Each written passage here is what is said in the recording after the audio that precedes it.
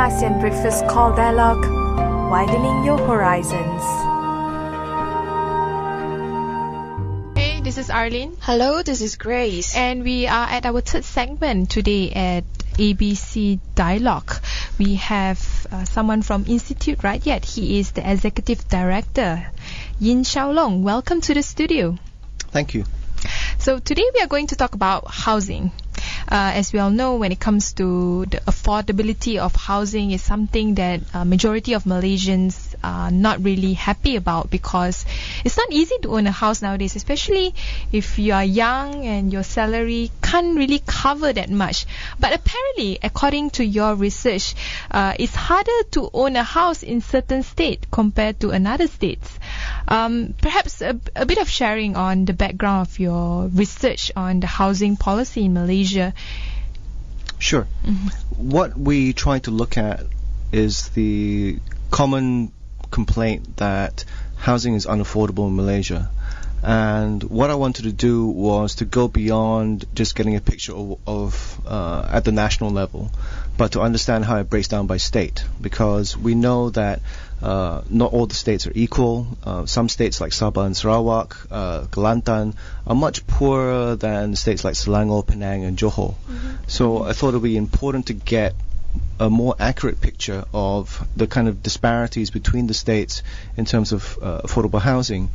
When I finally did the calculations, though, the results actually were quite surprising. It turned out that the poorest states in Malaysia, Sabah and Sarawak, come out as the most unaffordable in terms of housing. How do you actually measure unaffordability of purchasing a home? The measure of affordability that we use is a standard measure that's recommended by the United Nations Habitat Organization, which focuses on the right to housing. And we compare the average price of a house to the median household income in that given state. And the median means the household that's right in the middle of all the other households in terms of its income. Right, 50% of the richest households are above it, and 50% of the poorest households are below it. So it's what you can call the typical household. And so when you compare the average house price against the median household income, that pretty much gives you a picture of the situation faced by what we could call the middle class in Malaysia. So what we did was we divided the price, the average house price, by the annual household income, and we looked at how many times the annual household income the final price was. Mm-hmm. And the general rule of thumb that's fairly widely accepted, including by the National House Buyers Association of Malaysia, is that if a house costs more than 3 times the annual income of the median household, then it can be considered unaffordable. Mm-hmm. So if it's between 3 to 4, that's pretty, that's moderately unaffordable. If it's around between 4 and 5, then that would be considered seriously unaffordable, and anything 5 or above would be considered severely unaffordable. So what we found out was that Malaysia as a whole ranks at 5.79, which is okay, right? Which is severely unaffordable. Severely unaffordable. Anything above it's not 3, okay. any value above 3 is unaffordable. So 5 is like 5 times more expensive than the annual 5 times household wages. Yeah, 5 times more than the annual household wages, because you're not going to pay your entire monthly income into servicing a mortgage for a house. Maybe you'll pay up to maybe 30% at most, right, including financing and all that, or else it becomes very burdensome. Mm-hmm. So you want to spread it over a number of years. And typically most people consider, around 20 years to be a reasonable payback time.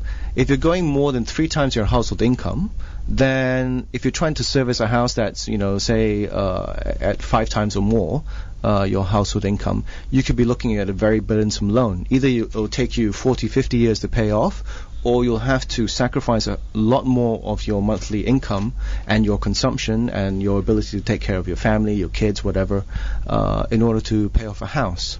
Mm-hmm. So that's why we wanted to do this kind of study, to understand the kind of economic burden that is pressuring the middle class in Malaysia. Before we go to the stats, let's rewind back in time, probably 2 decades ago. Has it always been like this, more than 3 times housing in the cost of housing in Malaysia compared to the household income? wages? It hasn't always been, but we haven't done the study back in time. I know in 2009 the data was saying that it's still pretty unaffordable. And I looked at overall housing prices, and there's been a very sharp increase in the cost of housing, of the average house, since 2009. Before then, the rise in house prices was fairly shallow in terms of the gradient, but after 2009 it shot up quite dramatically, quite steeply. And it looks like it's still going to keep on climbing, at least for this year. 2008. Why the sudden strike in terms of the price in the housing? I'm not fully sure yet, but I think a lot of the factors have to do with speculation. A growing number of foreign purchases of Malaysian property, particularly from Singapore and other kind of countries. They've got excess cash liquidity, and they can't invest it in their own country, so they're buying up property in Malaysia, and that may inflate the housing market here. But that's the irony, right? Because in 2008, Western countries like the US just had their biggest ever housing bubbles. But for Malaysia, it's actually the beginning of probably our own version of housing bubble, where the houses are getting more expensive, even with the stats showing that people cannot afford it. Yeah, there's a real worry about that. Well, the ordinary person may not be able to afford it, but then the very, very rich may be able to afford buying more than one property. And what I've seen from looking at the housing data is that it's a pretty good investment. Typically, the value of a house in Malaysia will double after about 10 years.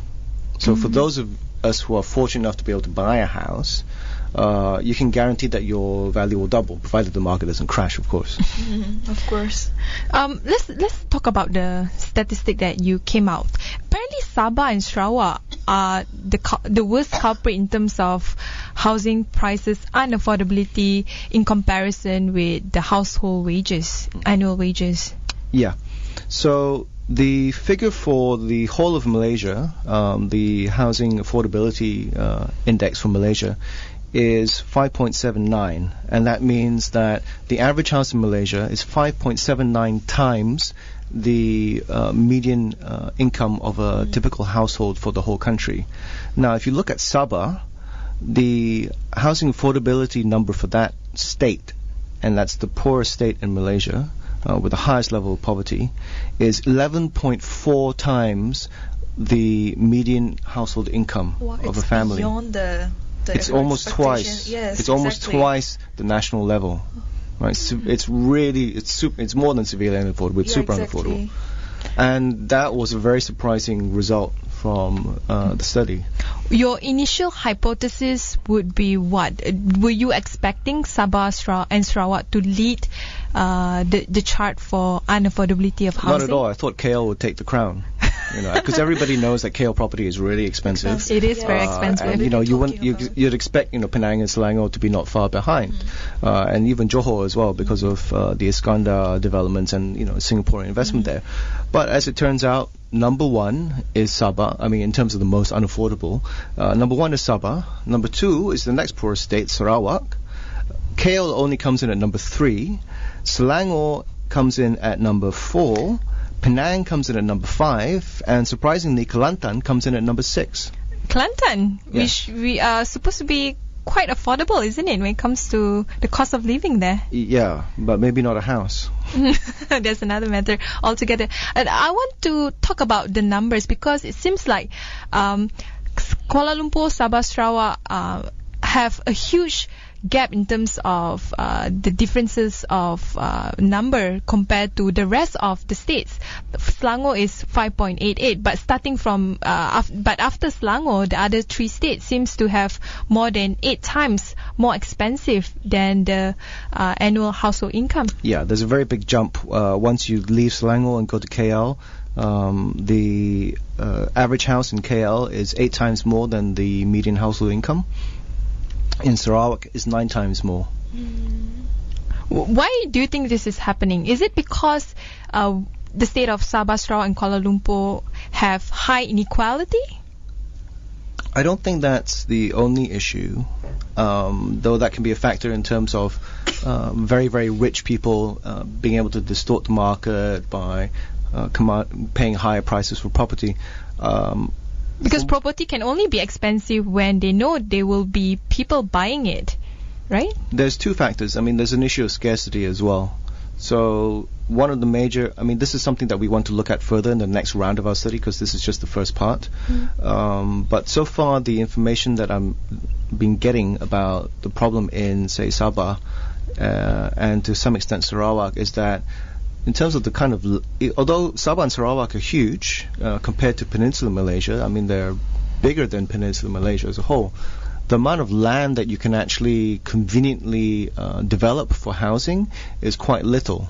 So there's an issue of infrastructure, electricity supply, closeness to major urban centers like KK. The smaller towns are not so attractive for houses. So we need to look at if it's possible to get data for the city level, say within Sabah and Sarawak, and see how much the state capitals like KK and Kuching distort the prices of the housing market, because it's quite hard to develop anymore around KK because of the high slopes of the hills around there. And I mean, if you go to KK, you'll see a lot of squatters on the hills, but you won't see many formal developments. So that appears to be a factor in terms of land scarcity, and that raises the price a lot. The second factor also appears to be that a lot of foreign buyers go into KK for retirement and so forth. I think from Korea and Japan and so forth. So for you, right, when you started out this research on the housing policy, were there any other areas that you were really curious that you want to know more about besides in terms of housing affordability? Well, this first study that I've done is pretty much focused on the pressure that the middle class is under, the way in which they're squeezed, because it's an issue not just of how much a house costs, but how little middle class incomes are compared to the price of goods, because things are expensive besides just houses. The next stage that I want to look at is the issue of rent and the rental prices for houses, because that's an issue that really affects the lower income groups. They may not be able to afford a house for quite some time.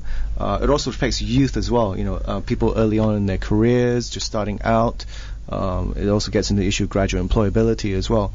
And the rule of thumb that I'm hoping to look at is basically, if people are paying more than 30% of their monthly income as rent, then they can be considered as rent burdened. Right? So say you're earning, say, 3,000 a month. If you're going to pay more than 1,000 ringgit per month for your housing, you're really quite squeezed once you pay for everything else, right? And I've seen some informal surveys done in low-cost flats through MPs who are colleagues of mine, whereby the monthly rent for a very badly maintained low-cost flat is about 400 ringgit per month. Wow. And there are some families in those flats who are paying 40 to 50% of their monthly income, right? That's so that means half that of their sometimes more than half of their income as rent, and they're only earning about 800 ringgit a combined income of probably less than 2,000. So they're basically at the poverty line or slightly below, and people at the poverty line who are having to pay more than 50% of the income are really in a very desperate state. So that's the next kind of study I want to look at. So if it's not easy to get that data, so I'm going to try and get it from official sources, so it's more accurate. And I want to do a similar study to compare basically the median income at the bottom 40% of the economic distribution versus the kind of average rents that they have to pay, and use that to get a sense of basically how unaffordable rent may be for that kind of group. In terms of rent, yes, because it looks like people's salary, it just remains more or less the same. It's been quite stagnant, and then and the house pricing is just goes up, and Could it be? Could the issue be solved if wages is aligned with productivity? Because it seems like wages in Malaysia are not being distributed fairly enough to the workers, even though they actually produce more compared to probably 2 decades ago.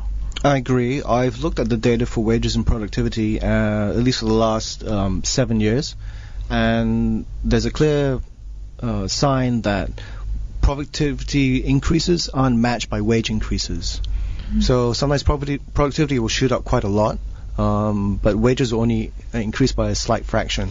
And generally speaking, most economists consider our wages to be fairly stagnant. Once you correct for inflation, it's only a few percent per year. And that's not really going to keep pace. I've looked at the prices of housing, for example. In a given year, recent year, say the year before the study data was sampled in 2012, the average house price increased 11.8% between 2011 and 2012, but the median salary only grew by 7.7%. That's pretty little. So there's a gap of about 4 to 5% there, and that's not including inflation. So the real rise in wages is even less. So actually, the reason why I asked this is because with the really high gap between the rest of the states and Kuala Lumpur, Sabah, Sarawak, could it be because of wages rather than maybe Sabah and Sarawak in particular? Maybe could it be because of wages rather than geography? Like people there might not earn as much, even with minimum wage, compared to the rest of the states, especially in the peninsula, while the housing prices is of a market rate. Well, actually, wages aren't the only factor. The housing price in Sabah and Sarawak is quite high. So let me read you the figures. For 2012, the last quarter of 2012, from which we took the data, in Sabah, the average house price was 391,000 ringgit. Selangor, the average house price was 377,000 ringgit. So quite similar, only a difference of about 14,000 between the two states, right? Of course, then the median income differs quite a lot. So median family in Selangor earns 5,300 ringgit per month. The median family in Sabah earns only 2,800 ringgit.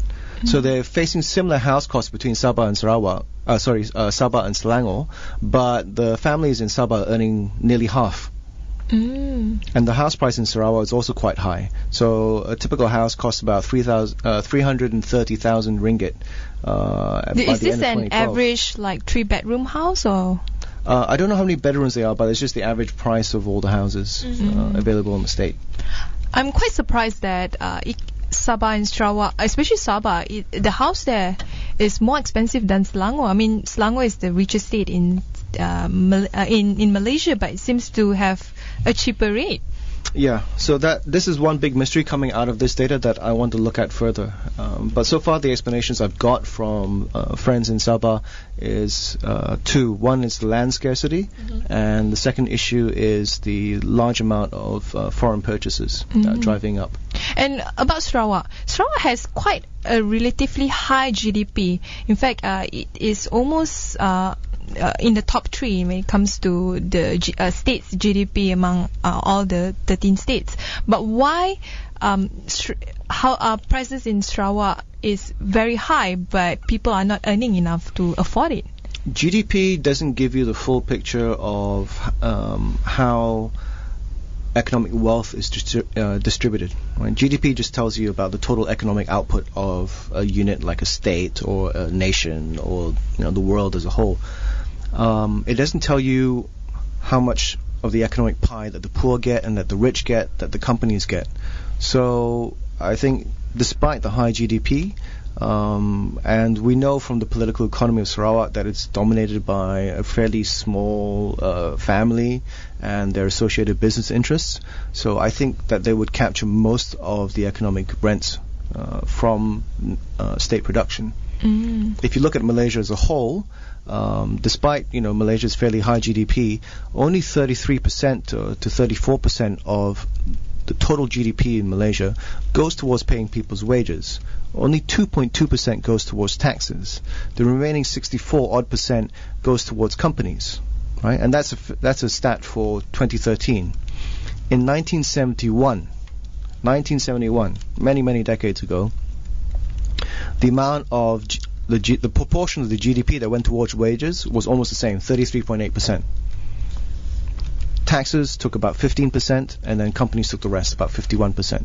So the share of the private sector and employers in terms of how much of the GDP that they take has actually increased since 1971 till now. But the share of wages has remained relatively stagnant. It's moved a bit. Why is this happening? I mean, could it be regulated by the government to ask for the private sector to increase the wages of the workers? Yes, it can be regulated. I think it's happened because the Malaysian government chose quite some time ago, since the 80s, during the Mahathir administration, to specialize in fairly low-skill, export-based industrialization. And by specializing in low-skill industrialization, you're not going to make as much money as you would by trying to focus on transitioning towards high-skill jobs and more value-added. Say like the example of South Korea. You know, they may have started in low-skill occupations, but they pushed quite aggressively for companies to move into higher-skill occupations, to move from making steel to making electronics and making cars. And the government in South Korea also forced the companies to share more of the wealth with the workers as well. But is it institutionalized, or is it just like you have to do it? Is it because of moral values? It depends on the country. Is it part of the is it part of the law that, or at least it is being institutionalized in a way that companies have to abide to the rule of the land? It became a condition for political existence in South Korea. It was politically pragmatic to do so because the South Korean government didn't want a worker uprising as a result of discontentment. So they wanted to share more of the wealth, and that helped cool off any sort of social tensions from the economic transformations that were taking place. Could it also be because it has a stronger trade union? The trade unions are not very strong in South Korea. Trade unionization is only, I might be wrong about this, but I think it's very low. It's only about 11%. Malaysia is even lower. It's only about 7 or 8% unionization. So the South Korean government, used to be quite dictatorial. They weren't interested in having strong unions, but they also weren't interested in the workers wanting or demanding strong unions. So the South Korean government took the initiative to intervene into the private sector and force them to pay more wages to the workers. Just like the Singaporeans. Yeah, the Singaporeans also have a very clear wage mechanism. They have a consensus mechanism where they bring in government, business, as well as labor together in the same room to negotiate in their wages council, and they agree on an increment pretty much every year. And because it's developed through a consensus, it's quite powerful. And I mean, of course, Singapore is quite small as well, so the consensus has greater hold.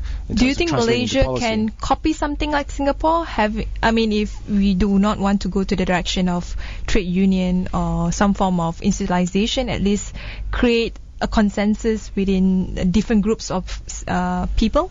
I think we can. That's a recommendation, in fact, that I made for the Pakatan Rakyat shadow budget, where we proposed that one of the mechanisms to increase the share of wages in the country, and do this fairly as well, in an inclusive manner, was for the government to act as an honest broker between business and labor, and to recognize that there was a clear social and economic need to increase the income of workers and therefore increase their purchasing power, which is good for the economy, and to do it in a fair way, but not to, there's problems with making it mandatory because businesses will rebel and the government is known to flip-flop. So if you can get it through a consensus that has wide buy-in, then I think that is more constructive.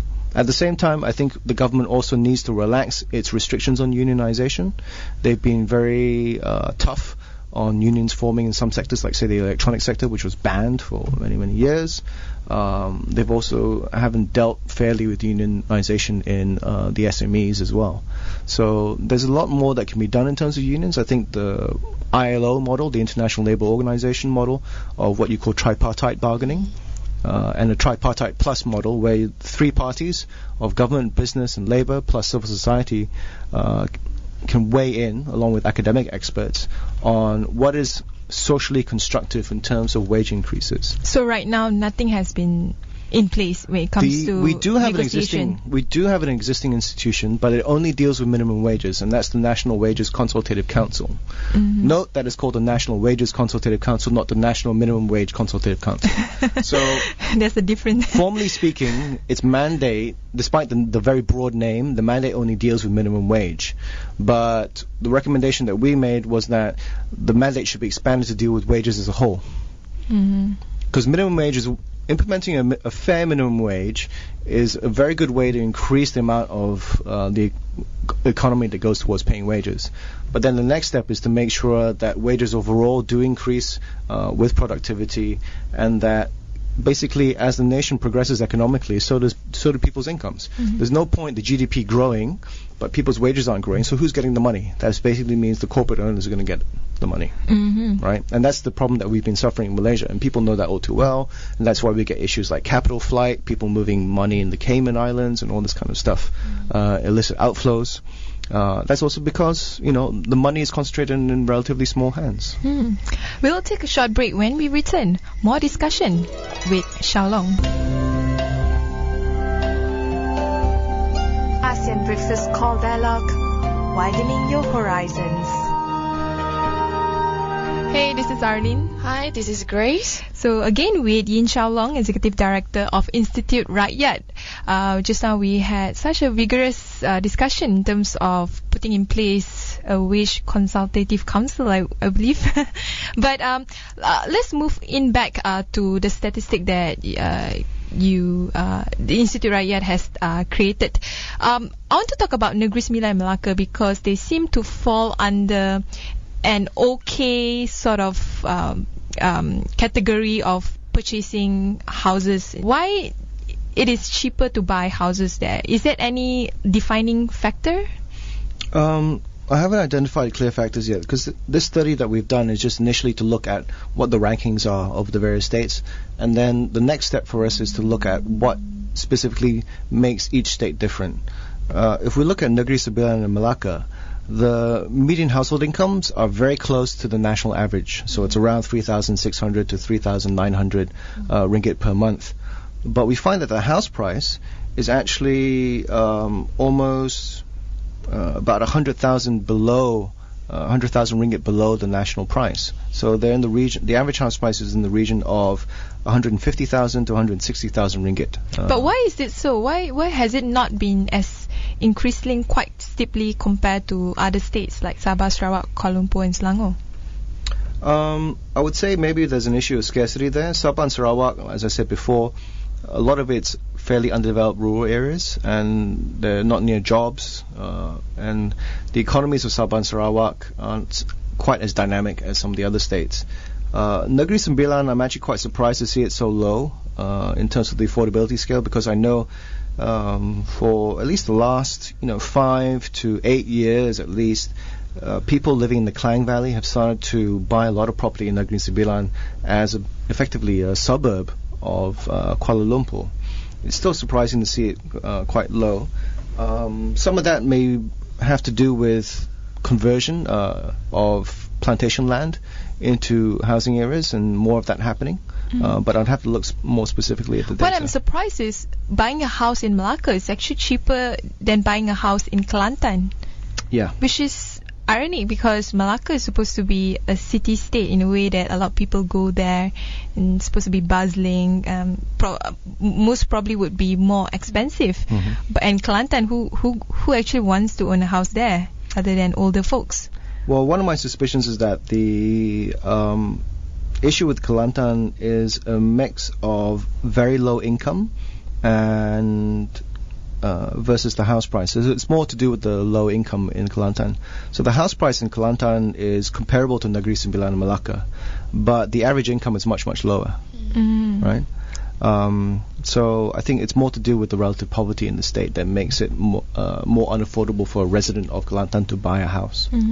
It seems like different states have different reality when it comes to not just wages and affordability of housing, but also when it comes to the geographical scarcity of building houses. Do you think different government, the federal government and also the state government should tackle different state differently when it comes to trying to at least drive down the numbers of scale of affordability of housing. Yeah, I think there should be cooperation from both sides. I think solutions like this have to be tailored to the local realities. You have the state governments as well as the federal government needs to assess what the local housing demand is like. They also need to do economic profiling of the people who want to buy a house, and what their social situation is, whether they can take on loans or not. This is why you have things like the Prima program, for example, at the national level. But we looked at the pricing of the Prima program and we found that to be quite problematic, because the range of incomes listed for Prima, I think it's from 3,000 or 4,000 per house ringgit in terms of the income. Oh, okay. The income bandwidth for Prima. Running up to as high as 10,000, people who earn 10,000 ringgit per month. So it's between 2,500 ringgit and 10,000 ringgit in terms of your individual or household income. But the price of the Prima house ranges from 100,000 ringgit to 400,000 ringgit. And even at the upper end of the spectrum, for the 400,000 ringgit houses, we found that it's probably overpriced by about 11%. Oh. So it's more than 3 times the annual income of someone who earns 10,000 a month. Wow. And I think the government's already recognized that, because before the upper level cap for your income to register for Prima was 7,500, which meant that the 400,000 ringgit house was actually much more unaffordable. So they've only revised that recently and moved it up to 10,000 to allow more people to be, make it more accessible to more people. How about when it comes to ringgit value? The impact of ringgit value, because I believe it's been dropping since a few years. And then how does it actually affect the people? The housing prices. Yeah, the housing prices as well. I haven't been able to look at that yet, but I would think in terms of foreign buyers, then depending on the value of the ringgit vis-a-vis those particular currencies, it's going to encourage them to look at Malaysia as an attractive investment option in terms of buying real estate. I'm surprised that Johor is not part of the higher category in terms of unaffordability of housing. Considering Johor is bordering Singapore, and there's an Iskandar project coming out. It's supposed to be one of those states where owning a house is not cheap. But why is the result doesn't seem so like that? Well, I have to bear in mind that we looked at the average house price, so that's going to be in the middle of the very, very expensive houses in the Iskandar development, and much, much cheaper houses that may lie outside of Iskandar in less attractive parts of Johor, for example, in terms of real estate investment. So the message that the data says to me is that there's quite a lot of low-value properties in Selangor, in Johor, as well as the highly valued ones in Iskandar. I see. And according to what I see here in Kuala Lumpur, do you think, because Kuala Lumpur is the most expensive, it is at $500,000 to actually own a house. Do you think the way forward for people who work in Kuala Lumpur to actually not buy a house in Kuala Lumpur, but to perhaps pressure the government to have better transportation system where people don't necessarily have to own a home in Kuala Lumpur, instead probably own a house in Selangor area or somewhere outskirts of Kuala Lumpur? Yeah, I think it's important to look at the big picture. There are a couple of avenues that can be taken in terms of urban development here. One is to make more affordable rental accommodation open for workers, and that's for like the lower to lower middle income group.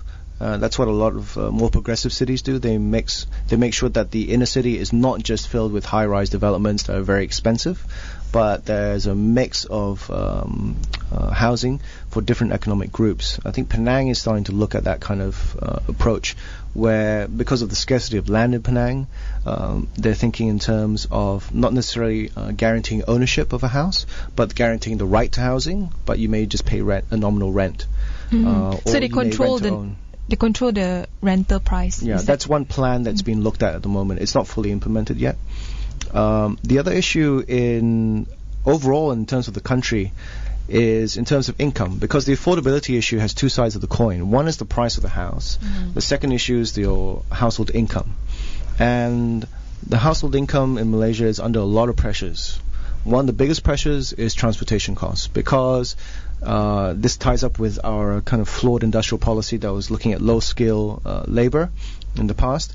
We also decided to have a national car policy, and because of the national car policy, public transport was shortchanged in order to force people to buy a car and to commute. But when you force people to buy a car, they have to take on loans in order to finance that, and so the car loan becomes another burden, economic burden, on top of the price of housing, on top of the fact that wages are relatively stagnant and so forth. So having good public transportation connecting residential areas to places of work is actually going to reduce the financial burden on families, and in a sense make the option of perhaps buying a house look more affordable, because you're not so burdened by vehicle loans. Currently, for those who have to travel all the way to Kuala Lumpur for work, it's actually not affordable to do that, because it's actually quite expensive to travel all the way. Let's say you live in Rawang, then you have to take public transportation all the way from Rawang to Kuala Lumpur, and you actually have to take more than a few different kinds of public transportation, and it's quite expensive and time consuming, because time is equate to money. And for those who come from the lower middle class to the blue collars families, they at the end of the month they might not be able to save anything at all. No, it can be very burdensome. I mean, public transport connectivity in Malaysia is a huge problem. I don't see it being solved anytime soon, because we've seen with the implementation of the MRT, there wasn't clear planning to have a bus rapid transit system connected to it as well. So that's going to be tacked on in a very kind of ad hoc manner. We still see deficiencies with the implementation of the LRT, where you have to pay different times, or multiple times rather, when you cross different lines. There's no unified ticketing system, which is common in many other countries.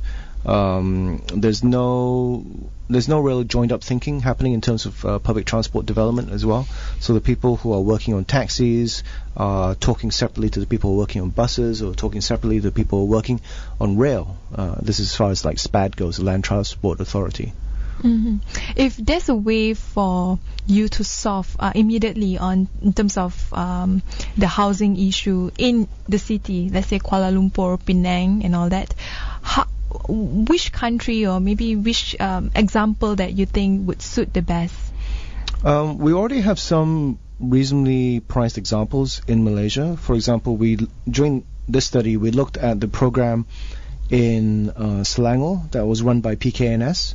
I think it's called Rumah Selangorku, and we found that the pricing of that, say compared to Prima, which was overpriced by 11%, the pricing of that was quite reasonable. It was about 2 point something more than the median household income.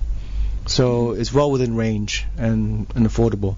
The other issue then you have to look at after that is like the quality of the housing. But as far as price goes, it was pitched correctly at the target economic group. What about for Sabah Sarawak? Because you say geography is a major factor in terms of why the houses there are more expensive compared to other states. These are issues that you cannot solve immediately unless there's some form of policy intervention. So how would you solve in terms of the issue in Sabah Sarawak? The issue in Sabah and Sarawak, one, I'd have to look more carefully at what were the factors in determining house price, to break it down for those two states, how much land comes into the cost, how much materials come into the cost, and how much speculation bumps up the cost. And to also look at the nationality of ownership. So how these much is local ownership versus foreign ownership. These are areas that you want to look further in the future. And this is what any government would have to understand as well in order to move further on this kind of issue. And then the second issue is also to understand housing demand. How much pressure is there for housing? Because although a house may be considered unaffordable in a given state, if most people already have housing guaranteed, then that's not such a big problem. But if you have a lot of people who don't have proper housing, and from what I hear, typical situation is that you have about 8 people sometimes living in a house, at least for lower income families, then there's more housing pressure. So the government also needs to determine what the kind of housing demand is as well. What do you foresee in the coming 5 years if the government do not really recognize this as a major problem? I think the federal government has started to realize this is a problem.